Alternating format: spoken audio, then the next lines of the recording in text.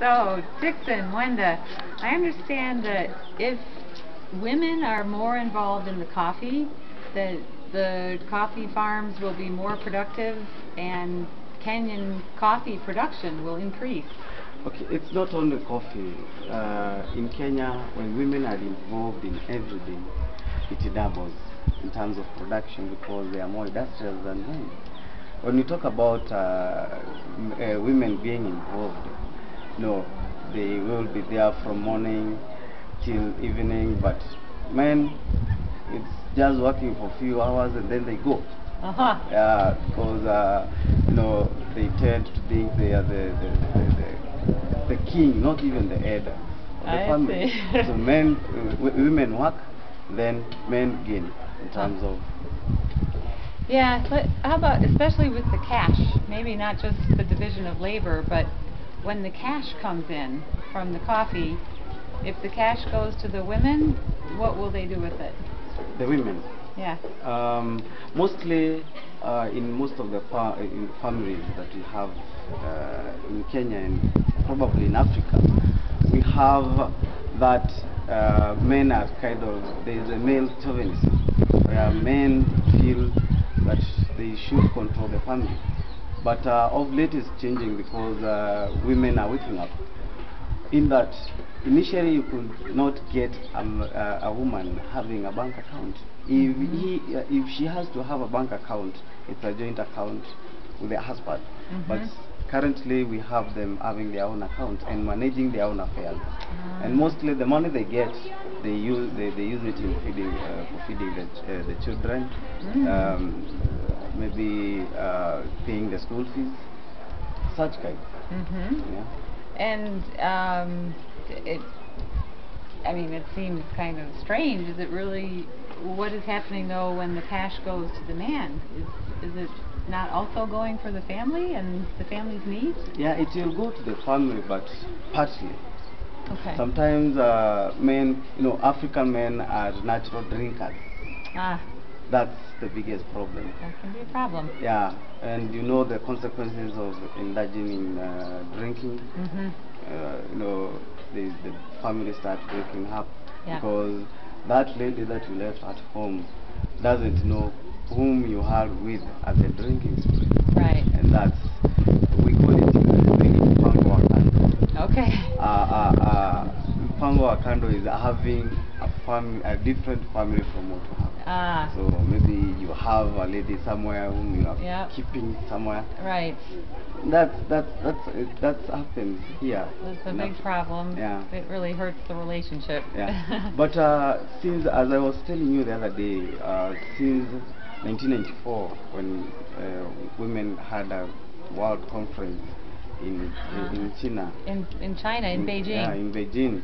They have actually been, there's kind of a light on the end of the channel. Great. Because like in Kenya today, we have a new constitution. We promulgated it last year on 28th August. And in every government appointment, in every nominations that are supposed to be done either by the president or any head of parastatal, any department, any ministry, a third must be women. Wow, so this is very new. Yeah. August 23rd, 2010. August 28th. 28th of 2010. Yeah.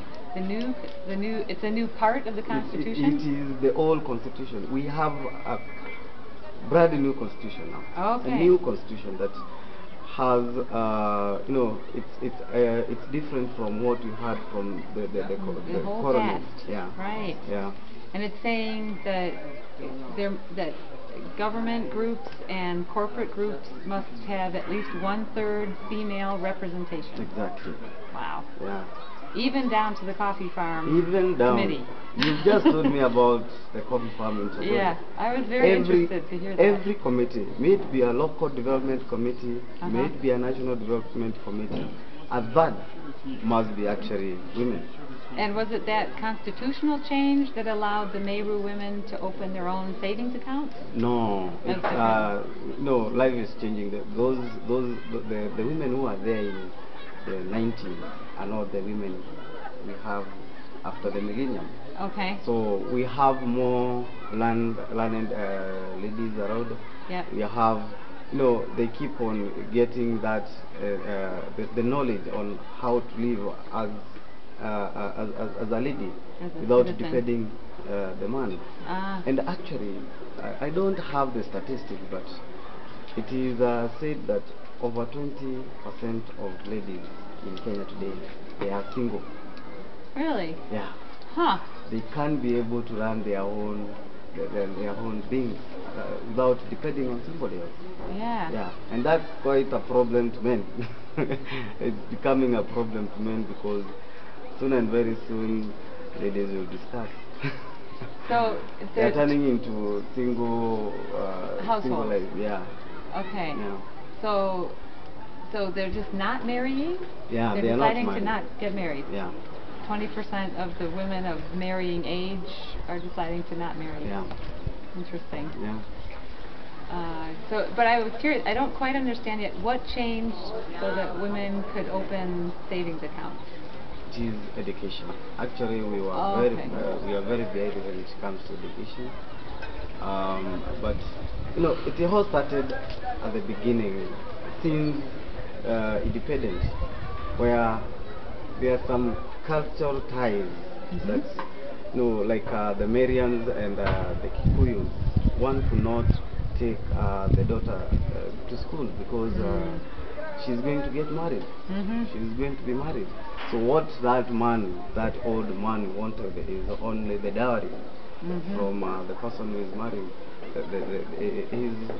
his daughter. Yeah. And that brought a lot of problems when it comes to that psychological strength for the ladies. There are very few who could beat that boundary and say, yes, I'm going to learn, I'm going to school. There are very few.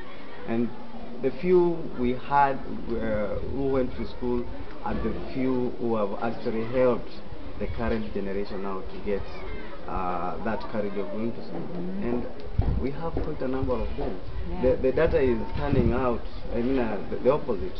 The tables are being turned. Okay. We had more men in the universities than ladies. But now it is almost reversed. Or I guess now Equal. It's 50-50. Ah. And soon and very soon it will be the other way around. Wow. Yeah. Ladies are taking over. Yeah. Okay. Well, that's very interesting. I think it was very nice to meet your mother yesterday. I'm guessing she was one of those pioneers who she's got a nurse. to school and now she has a career as a nurse and she's raising her son very wisely. So. Thank you.